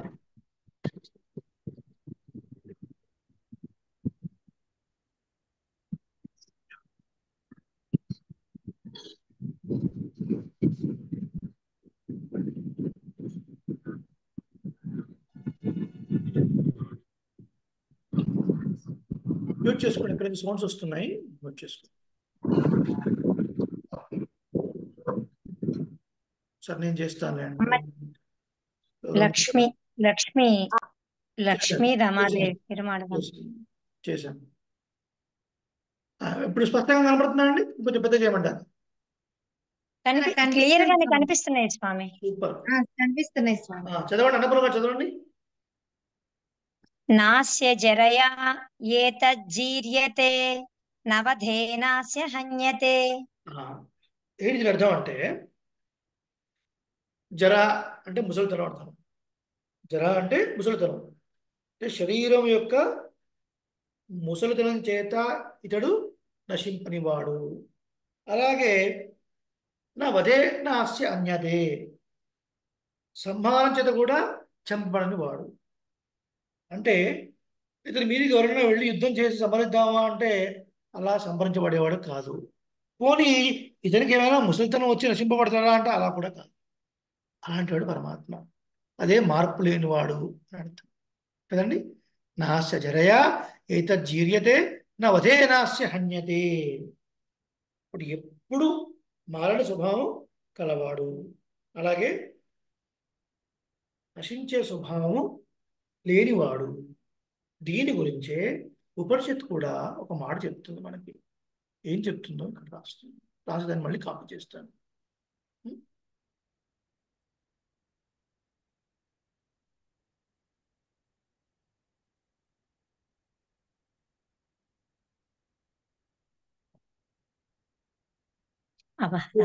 మీరు రాసుకుంటూ ఉండాలి.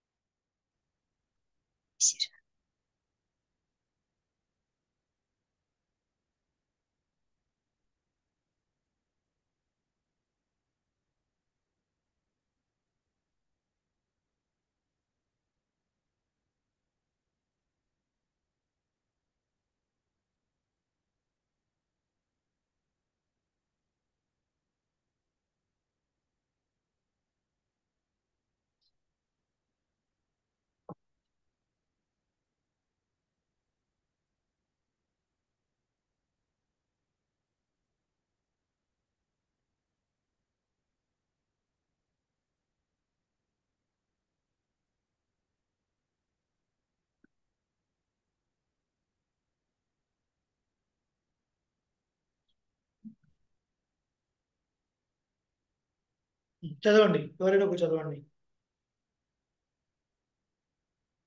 అభహత పాప్మా విజరః విమృత్యుః విశోకః. అలా చదవచ్చా స్వామి? చదవచ్చు.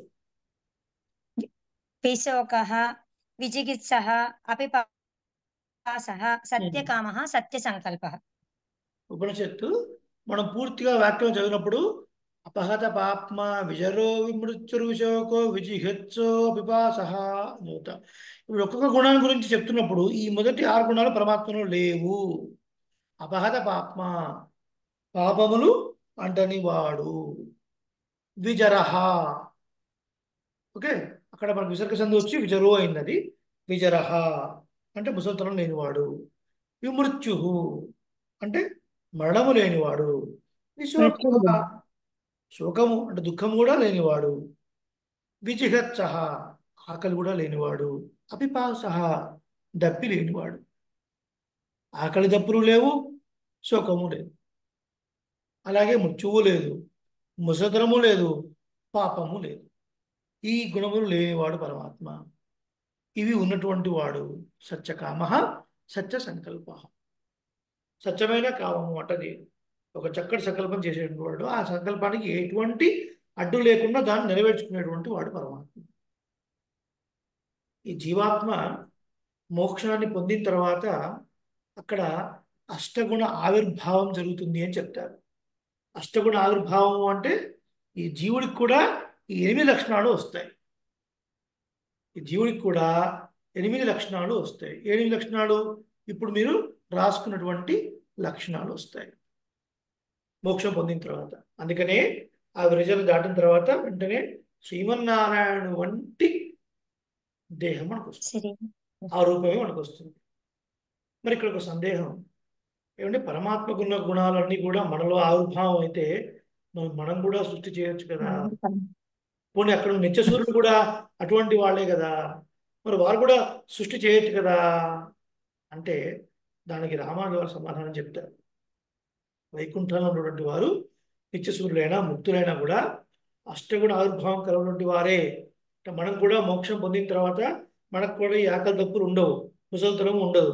అందుకే కదా నిద్ర కూడా ఉండదు. అందుకే కదా సదా పశ్యంతి సూరయ అంటారు. ఎప్పుడు పరమాత్మ చూస్తూనే ఉంటాం. సో మనకి ఈ లోకంలో ఉన్నాం కాబట్టి ప్రకృతిలో ఉండటం వల్ల మనకి ఆకలి దప్పులు నిద్రలు ఇవన్నీ సామాన్యం. సో ఆకలి దప్పులు నిద్ర ఉండడం వల్ల మనం ఎప్పుడూ ఒక వస్తువును చూస్తూ ఉండలేము. అలాగే మత్స్యలోకము అని దీనికి పేరు. మరణించే స్వభావం ఉన్నటువంటి వారు కాబట్టి మనం ఎక్కువగా ఉండలేము. కానీ జీవాత్మ మోక్షాన్ని పొందినప్పుడు అక్కడ ఈ అష్టగుణ ఆవిర్భావం జరుగుతుంది.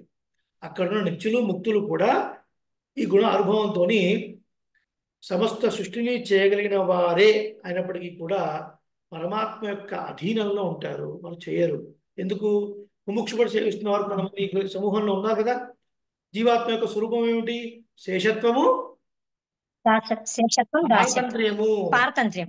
భగవానుడికి సేవకుడిగా ఉండటము, భగవానుడికి కైంకర్యం చేయడం మన స్వరూపము, ఆయనకు లోబడి ఉండడమే మన పారతంత్ర్యము. అంతేకాని మనం పోయి సృష్టి చేస్తా అనడం కాదు కదా. శేషత్వం పోతుంది, స్వరూపమే పోతుంది కదా. కాబట్టి సృష్టి చేయగల సామర్థ్యం ఉన్నప్పటికీ కూడా భగవానుడికి లోబడి వాళ్ళు ఆ పని చేయరు అని అర్థం చేసుకోవాలి. ఎందుకంటే ఈ డౌట్స్ వస్తూ ఉంటాయి వింటున్నప్పుడు. అష్టగుణ ఆవిర్భావం జరిగినప్పుడు పరమాత్మతో మనం సంబంధం సేమ్ అన్నప్పుడు మనం కూడా సృష్టి చేయొచ్చు కదండి అనిపిస్తుంది. కానీ అలా ఆ భావన వచ్చింది అంటే ఇంకా శేషత్వం ఏముందని అర్థం. అక్కడ ఆ భావన లేని వాళ్ళే కదా ఆ మోక్షానికి వెళ్ళేవారు. అలా మనం అర్థం చేసుకోవాలి. కాబట్టి అంతటా మనకు అర్థపంచకంలో వస్తుంది. ఈ నిత్యులు ముక్తులు కూడా, నిత్యులైన వాళ్ళు కూడా ప్రతి ప్రాకారంలో కూడా వేయించేసి ఉంటారు. పరమాత్మ ఉండే 5 స్థానాల్లో కూడా మనకు వేయించేసి ఉంటారు. వైకుంఠంలో ఉంటారు, పాలకడలో ఉంటారు, విభవాతారంలో ఉంటారు, అంతర్యామిలోను. మన పరమాత్మ ఉన్నాడు అంటే సమస్త గణము మన లోపల కూడా ఉంటుంది. కాకపోతే ఎట్లా ఉంటారు అనేది సెకండరీ, పక్కన పెట్టండి. దుర్మార్గుడైనటువంటి రావణాసుల యొక్క మనసులో కూడా, ఆ హృదయంలో కూడా పరమాత్మ ఉంటాడు. ఎట్లా ఉంటాడు? ముళ్ళ మీద కూర్చున్నట్టుగా ఉంటాడు, ఎప్పుడు లేచిపోదామా అన్నట్టుగా ఉంటాడు. అలాగే పెద్దలైనటువంటి వారు, భాగవతోత్తములు, ఆచార్యుల యొక్క గుండెల్లో పరమాత్మ హాయిగా సుఖంగా ఉంటాడు అంటారు. అందుకే ఆచార్య స హరి సాక్షాత్ చరరూపి న సంశయ. పొద్దున ఉషారాణి గారు చాలా సేవించారు కదా. అలా మనకు పెద్దల యొక్క వైభవాన్ని వింటున్నప్పుడు పరమాత్మ వారి గుండెల్లో గూడు కట్టుకొని ఉంటాడు అని తెలుస్తుంది. సో ఇక్కడ అర్చావతారంలో పరమాత్మ ఏం చేసినప్పటికీ కూడా అనేక దివ్య దేశాల్లో చెట్ల రూపంలోనూ, పుట్టల రూపంలోనూ, కొండల రూపంలోనూ నిత్యసురుడు కూడా వేయించేసి ఉంటారు. అందుకని చూడండి, గొప్ప గొప్ప క్షేత్రాలకు వెళ్ళినప్పుడు మలమూత్రాదులు ఎక్కడ పడితే అక్కడ చేయొద్దు అంటారు. నిత్యసూరుడు ఏం చేసి ఉంటారు పరమాత్మ చేయించడం కోసం, చెట్టు రూపంలోనో ఫలం రూపంలోనో ఉంటారు అని చెప్తారమ్మా. కాబట్టి పరమాత్మ ఎందుకు చెప్తాం ఇవన్నీ అంటే ఆయన మారే స్వభావం కలవాడు కాదు. ఆ? ఎప్పుడు స్వరూపత ఒకలాగే ఉండేటువంటి వాడు పరమాత్మ. ఇలాంటి హేగుణములు లేనటువంటి వాడు, సత్య సంకల్పము సత్యకామము ఉన్నటువంటి వాడు పరమాత్మ. అలాంటి పరమాత్మనే పరాశ శక్తి వివిధైవ శ్రూయతే స్వాభావికి జ్ఞానబల క్రియాచ అని ఉపనిషత్తు ఉంటుంది. అంటే ఈ పరమాత్మకి ఇవన్నీ కూడా స్వాభావికంగా వచ్చినటువంటి గుణములు. ఇవన్నీ కూడా మనలో కూడా కొన్ని మంచి గుణాలు ఉంటాయి. ఎలా వచ్చే మనలో గుణాలు? ఔపాధికములు అంటే తెచ్చిపెట్టుకున్నవి. మనం పుట్టుకతోనే మంచి గుణంతో ఏమీ లేవు. మనలో కూడా ఎన్నో గొప్ప దుర్గుణాలు ఉన్నాయి.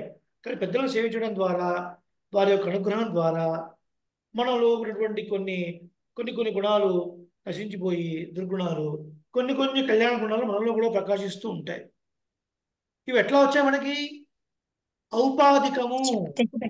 ఔపాధికము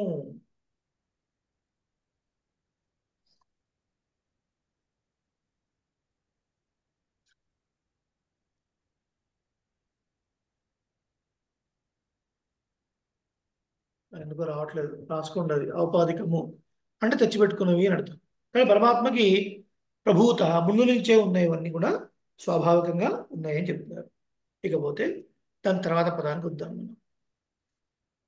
నియతాత్మ మహావీర్యో అంటే గొప్ప వీర్యము కలవాడు, అంటే గొప్ప పరాక్రమము కలవాడు. ఇవన్నీ కూడా పరమాత్మకి ముందు నుంచే ఉన్నటువంటి గొప్ప గుణములు అని చెప్తుంది. దీని తర్వాత ద్యుతిమాన్ అన్నాం. ద్యుతిమాన్ ఇక్కడ మహావీర అన్నదానికి కొంచెం వివరణ చెప్పుకుందాం. అంటే ఎలాంటి శక్తి కలవాడు మహావీర్యుడు అంటే సాధారణమైన అర్థం ఏంటంటే గొప్ప వీర్యము, గొప్ప పరాక్రమం కలిగిన వాడండి అని ఒక సాధారణ అర్థం.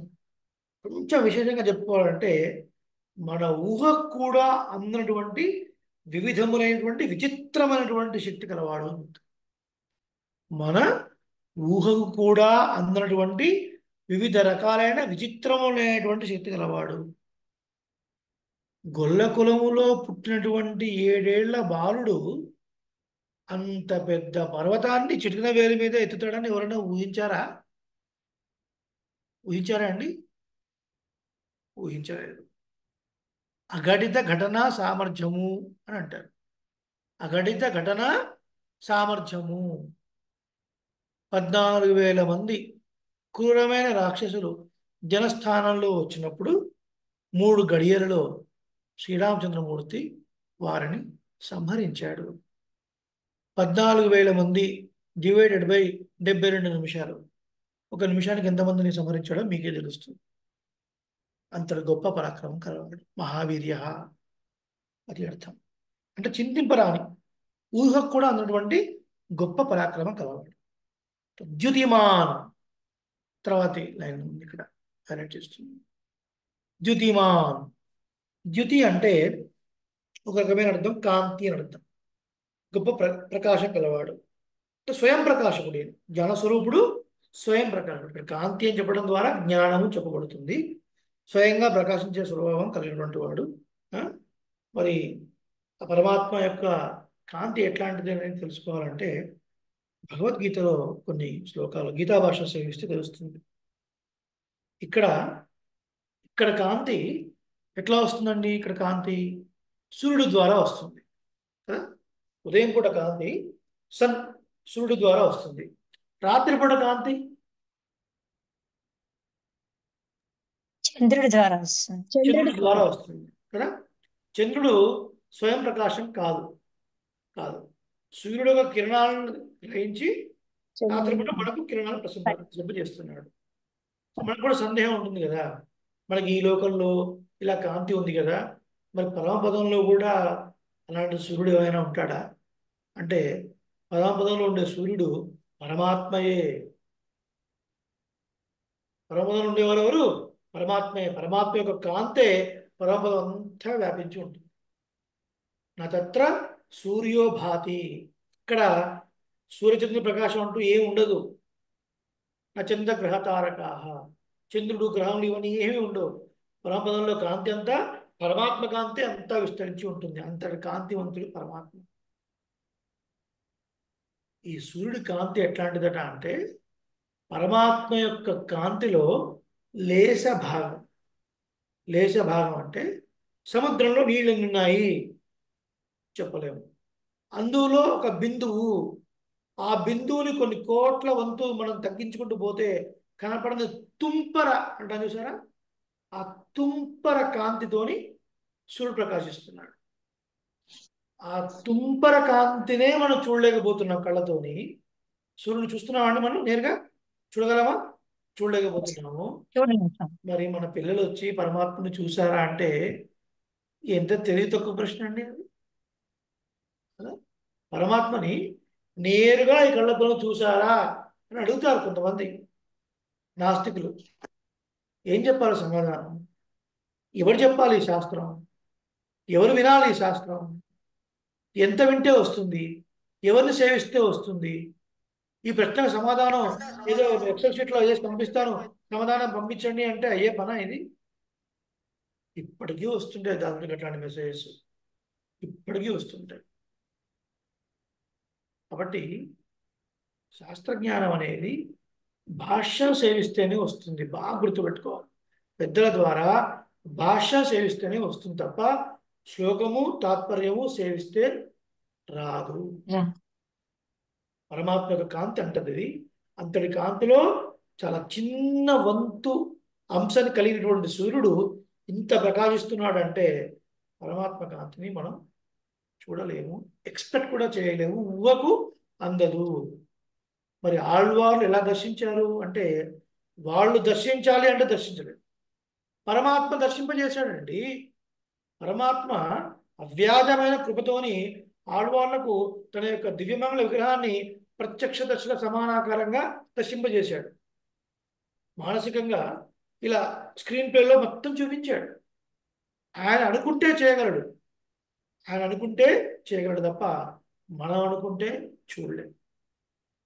ధృతరాష్ట్రుడు పుట్టు గుడ్డి అయినప్పటికీ కూడా దూతగా వచ్చిన శ్రీకృష్ణుడిని బంధించాలి అని ప్రయత్నించినటువంటి దుర్యోధనాలకు బుద్ధి చెప్పడం కోసం తన విశ్వరూపాన్ని ప్రదర్శింపజేశాడు. ఎవరు చూడలేక కింద పడిపోయారు అందరూ కూడా. ఏం జరుగుతుందో అర్థం కావట్లేదు ధృతరాష్ట్రుడికి. ఏం జరుగుతుంది అంటే కృష్ణుడు విశ్వరూపాన్ని ప్రదర్శిస్తున్నాడు, అందరూ మూర్ఛిల్లిపోయారు చూడలేక, ఆ కాంతిని తట్టుకోలేక మూర్ఛిల్లిపోయారు. భగవద్భక్తులైనటువంటి భీష్మాదులు మాత్రమే చూడగలిగారు, భీష్ముడు వ్యాసుడు మాత్రమే చూడగలిగారు. అప్పుడు ధృతరాష్ట్రుడు ప్రార్థిస్తే పరమాత్మ నాకు చూడాలని ఉంది అంటే దివ్యమైన చక్షువులు, దివ్యమైన కళ్ళు ఇచ్చాడు పరమాత్మ. పుట్టు పుట్టివాడు అలాంటి వాడు పరమాత్మ యొక్క అనుగ్రహంతో కళ్ళు ఇంత పెద్దగా చేసుకొని చూస్తున్నాడు పరమాత్మ విశ్వరూపాన్ని. ఆ విశ్వరూపం అయిపోగానే మళ్ళీ గుడ్డివాడైపోయాడు. అంటే పరమాత్మ తలుచుకుంటే, పరమాత్మ అనుగ్రహిస్తేనే పరమాత్మ చూడగలం తప్ప మనం చూడాలి అనుకుంటే చూడలేదు. దానికి మనోనేత్రం కావాలి. అందుకే తపస్సు, ధ్యానము. ఆ ధ్యానముతోనే పరమాత్మ యందు భక్తి, దాని ద్వారానే ఆయన అనుగ్రహము. అనుగ్రహం ఉంటేనే ఆయన దివ్యమంగళ విగ్రహాన్ని మనం సేవించాం. అంతటి యొక్క పరాక్రమం, అంతటి కాంతి కలవాడు పరమాత్మ అని చెప్తున్నారు ఇక్కడ. సో ద్వితీయవంతుడు అంటే ప్రకాశం. ప్రకాశం ఉన్న చోట అజ్ఞానం ఉండదు, చీకటి ఉండదు. కాబట్టి జ్ఞానవంతుడు. ప్రకాశం అంటే జ్ఞానం అని ఎట్లా చెప్తున్నాము అంటే ఎక్కడైతే వెలుగు ఉంటుందో అక్కడ చీకటి ఉండదు. చీకటి అనేది అజ్ఞానానికి ప్రతీక కాబట్టి ఆటోమేటిక్గా ప్రకాశం అనేది జ్ఞానం. కాబట్టి ఇక్కడ ద్యుతివంతుడు అని చెప్పడం వల్ల ప్రకాశవంతుడైనటువంటి వాడు జ్ఞానస్వరూపుడు అని చెప్పొచ్చు. అర్థమవుతుందండి? ఎవరు అడిగే స్వామి. అర్థమవుతుంది, అర్థమవుతుంది స్వామి. సో ద్యుతిమాన్ అంటే కాంతిమంతుడు అని అర్థంలో ఉన్నప్పుడు జ్ఞానస్వరూపుడు ఎట్లా చెప్పవచ్చును అంటే ఎక్కడైతే కాంతి ఉంటుందో అక్కడ చీకటి ఉండదు, ఉండదు, వెళ్ళిపోతుంది. చీకటి అజ్ఞానానికి ప్రతీక కాబట్టి కాంతి జ్ఞానానికి జ్ఞానానికి ప్రతీక. జ్ఞానానికి అప్పుడు ద్యుతిమాన్ అని చెప్పడం వల్ల చక్కటి ప్రకాశం కలిగినటువంటి వాడు అని ఒక అర్థం చెప్పవచ్చును, ఇంకా జ్ఞానస్వరూపుడు అనే అర్థం కూడా చెప్పవచ్చు కదండి. ఆ రెండు అర్థాలు రాసుకోండి. తర్వాత ధృతిమాన్, తర్వాత అర్థం ఏంటి? ధృతిమాన్. ధృతి అంటే ఏంటో మనం చూద్దాం. అంటే ధృతి గలవాడు అంటే పైపైన అర్థం. అంటే ధృతి గలవాడు అంటే నిరతిశయమైన ఆనందం కలిగినటువంటి వాడు, గొప్ప ఆనందం కలిగినటువంటి వాడు ని ధృతికి ఒక అర్థం చెప్తున్నారు ఇక్కడ. ధృతిస్తూ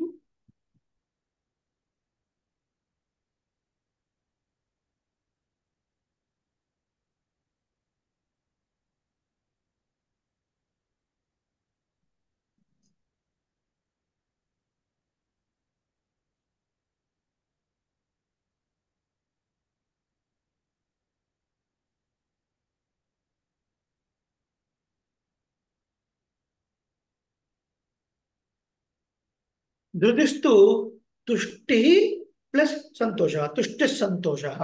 అంటే ధృతి అనే పదము తుష్టి, సంతోషము అనే ఒక వాచకాలుగా ఉపయోగపడుతుంది. అంటే ఆనందదాయకములు అని చెప్పబడుతుంది.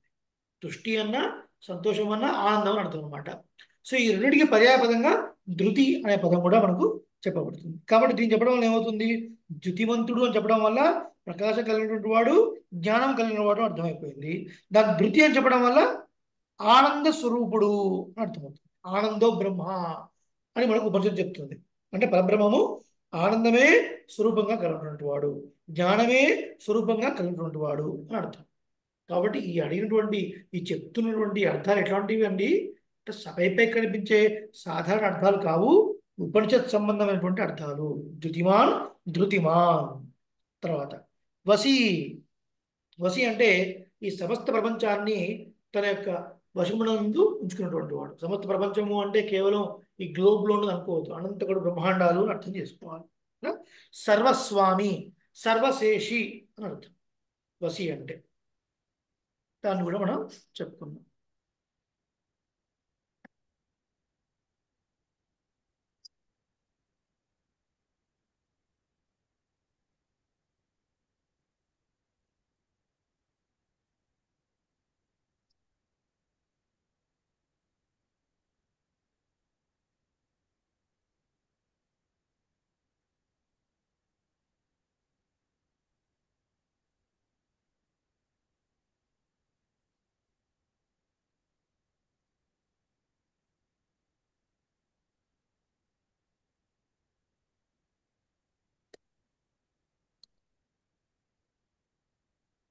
సర్వస్య వసి సర్వస్యేశాన అంటే సర్వస్య ఈశాన అంటే సమస్తము తన స్వాధీనమునందు కలిగినటువంటి వాడు, తన అండర్లో ఉన్నటువంటి వాడు.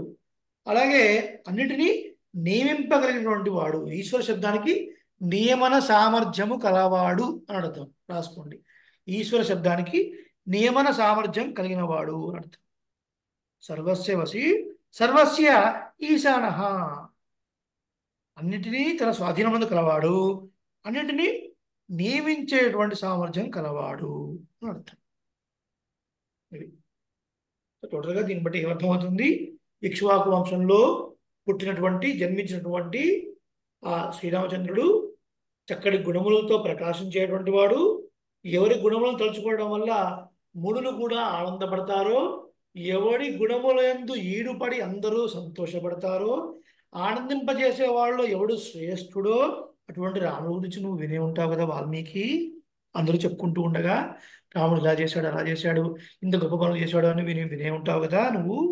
అలాంటి రాముడు ఎలాంటి వాడయ్యా అంటే జ్యోతిమాన్, చక్కటి ప్రకాశం కలిగినటువంటి వాడయ్యా, ఎటువంటి మార్పు లేని వాడయ్యా, అనంత కళ్యాణ గుణాత్మకుడు, ఏ మార్పు చెందినటువంటి వాడు, ఎటువంటి దోషములు లేనటువంటి వాడు, స్వయం ప్రకాశకుడు, జ్ఞాన స్వరూపుడు, అలాగే ఆనంద స్వరూపుడు, అన్నిటినీ తన యొక్క అండర్లో, తన యొక్క నియమంలో కలిగినటువంటి వాడు, అన్నిటిని నియమించేవాడు, అన్నిటినీ తన యొక్క వశమునందు కలవాడు, అన్నిటినీ నియమించేవాడు. అన్నిటినీ తన వశంలో కలవాడు, అన్నిటినీ నియమించేవాడు అంటే ఈయనతో సమానమైన వాడు కానీ, ఈయన కన్నా గొప్పవాడు కానీ ఎవరైనా ఉన్నట్ట? లేనే లేరు అని స్పష్టంగా తెలుస్తుంది. అది ఈ శ్లోకం యొక్క అర్థం. మనం 8వ శ్లోకం యొక్క అర్థాన్ని మనం పూర్తి చేసుకుందాం. మరి రేపటి రోజున 9వ శ్లోకంలోకి మనం అడుగు పెడదాం. శ్రీమతే రామానుజాయ నమః. ఏమైనా సందేహాలు ఉన్నాయండి? స్వామి ఉమ్. నాస్య జరయా ఏత జీర్యతే అన్న వరకు అర్థం చెప్పారు. నవధేనస్య హన్యతే అనే దానికి నా వధేనాస్య హన్యతే అంటే వధించడం ద్వారా కూడా చంపబడని వాడు కాదు. ఇన్ని వధిద్దామన్నా కూడా, ఏ బాణాలు ఏదో ప్రయోగించి వధిద్దామన్నా కూడా వధింపబడని వాడు, రాసుకున్నారు. సంహరింపబడిన వాడు, చంపబడేవాడు కాదు అని అర్థం. ఇంకెవరికైనా సందేహాలు ఉన్నాయండి? స్వామి అయితే మరి స్వామితో సమానమైన వారు ఉండరు, అంతకంటే అధికులు లేరు అంటారు కదా. మరి అప్పుడు వారు ఇలా అందరికీ ఇలా ఇవ్వాలనుకున్నారు కాబట్టి సమానంగా ఇస్తారు, అంతేనా అప్పుడు అర్థం? ఏది ఇవ్వాలనుకున్నారు? అదే వారి యొక్క రూపము గాని అంతా మనం ఇప్పుడు మోక్ష ప్రాప్తి అంటే ఆత్మ లక్షణం. అవును, మోక్ష ప్రాప్తి గురించి చెప్పినప్పుడు అక్షరాల మార్గంలో మనకు 4 విషయాలు చెప్తారు కదా. సాలోక్య, సారూప్య, సామీప్య, సామీప్య, సారూప్య, సామీప్య, సాయుజ్య. సాలోక్య. సాయుధ్య. అంటే పరమాత్మ బ్రహ్మ ఉమ్, శబ్దానికి అర్థం ఏంటంటే చాలా గొప్పవాడు, చాలా పెద్దవాడు. అతన్ని ఆశ్రయించిన వాళ్ళని కూడా తనలాంటి అంత గొప్పతనాన్ని కలగజేసేవాడు. ఇది ఉమ్, పరమాత్మకే చెందిన ఒక గొప్ప గుణం. ఇది ఉమ్, ఇతరుల వల్ల సాధ్యం కాదు. ఎంత గొప్పవారి వల్ల కూడా ఇది సాధ్యం కాదు. అక్కడ కాదు. తనకన్నా ఎక్కువ లేరు, తనకన్నా సమానం లేని వారు అన్నప్పుడు ఇక్కడ తను ఇచ్చినటువంటి ఆ స్వేరైన రూపైన ఆ రూపాన్ని ఎట్లా ఇస్తున్నాడు? ఆ మోక్షాన్ని ఇస్తున్నాడు అంటే అతని అనుగ్రహంతోనే అతను ఇచ్చిందే తప్ప మనం పొందిందా చెప్పండి? అదే అదే అడిగేస్తాం, అదే మనం అడిగేస్తాం. పొందింది కాదు. అలా అర్థం చేసుకోవాలి. అంటే సమానంగా ఇస్తారని చెప్పి అంటున్నారు కదా, అందుకని ఆ. మామూలుగా సమానంగా గాని అధికులు గాని ఉండరు అంటారు కదా. అప్పుడు మరి మనకు సమానంగా సమానమైన అంటే వారు పరాక్రమం ఇస్తున్నారు కాబట్టి. సమానమైన పరాక్రమం మనకు లేదు కదా. అతను అతను అదే అదే ఇచ్చినప్పుడు అతను ఇస్తున్నారు ఇచ్చినప్పుడు అతనితో సమానమైన ఒక రూపం మనకు వచ్చింది. అతను ఇస్తే వచ్చింది అడిగేది. తప్ప మనం తెచ్చుకుంది కాదు. అడిగేది. ఇంకా ఏదైనా?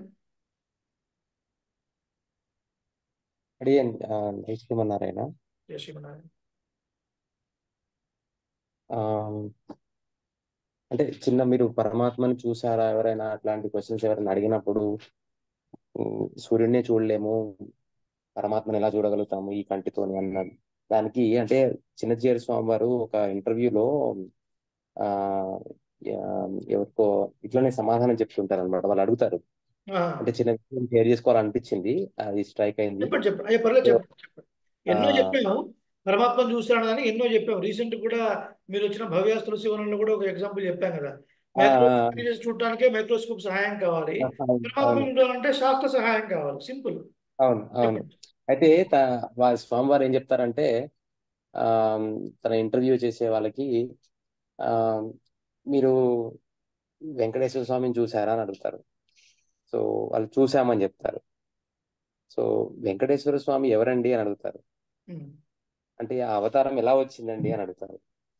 సో సాక్షాత్తు నారాయణుడే, ఆ విష్ణుమూర్తి ఆ అవతారం ఎత్తి మన కోసం నిలబడ్డారు కదా, నేను చూశాను వెంకటేశ్వర స్వామి వారిని, మరి మీరు చూడలేదా అని అడుగుతారు. ఉమ్. చూసామే అంటే, మరి పరమాత్మే స్వయంగా నిలబడి ఉన్నారు కదా, ఆ మరి చూడలేదని ఎందుకు అంటున్నారు అని, అంటే వాళ్ళకి ఒక రివర్స్ క్వశ్చన్ వేసి వాళ్ళు, అంటే కొంతమంది ఓకే ఒక విగ్రహమే ఉంది అక్కడ, ఒక లేకపోతే ఆ అది డైరెక్ట్ పరమాత్మ కాదు అన్న ఒక ఉద్దేశంలో ఉంటారు కదా జనరల్.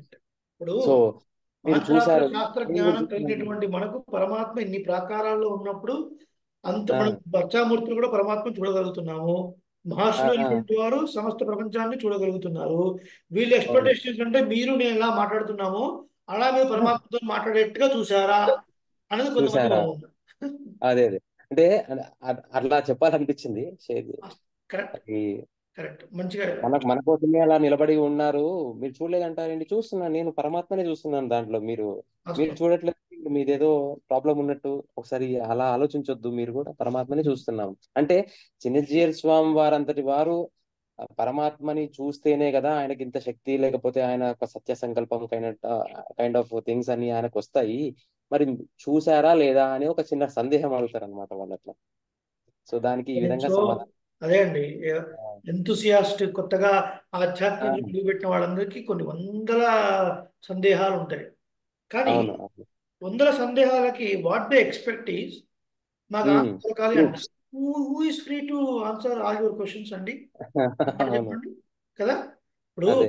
మనందరం, మీరైనా దాసుడైనా, ఎంతోమంది పెద్దల దగ్గర కొంత సమయం వెచ్చించి వారు అనుగ్రహ భాషణం చేస్తే మనం తరించాలనే ఉద్దేశంతో గ్రంథాలు కొనుక్కుంటున్నాం, రాసుకుంటున్నాం, దాన్ని మళ్ళీ నెమరు వేసుకుంటున్నాం, 10 మందితో పంచుకుంటున్నాం. ఇంత చేస్తేనే కొంత అర్థమవుతుంది. ఏమీ అవును తెలియని వాడు వచ్చి నా క్వశ్చన్ ఆన్సర్ చెప్తే నేను నమ్ముతాను అంటే నమ్మకపోతే వాడి కర్మ. అంతే కదా. సో అవును ఇప్పటి వాళ్ళకు మనం ఏం చెప్పాలి అంటే ముఖ్యంగా సింపుల్. పూర్వకాలంలో ఋషులు సంసారాన్ని త్యాగం చేసి వందల వేల సంవత్సరాలు తపస్సు చేసి గొప్ప విజ్ఞానాన్ని అందిస్తే నువ్వు ఏమీ చేయకుండా ప్రశ్న వేస్తే ఎట్లా? అదే కదా. ఏమీ ఉమ్, చేయకుండా కనీసం ఒక శ్లోకం యొక్క అర్థం కానీ, ఒక శ్లోకం యొక్క భాష్యం కానీ పెద్దల దగ్గర వినుకుంటే ఎట్లా?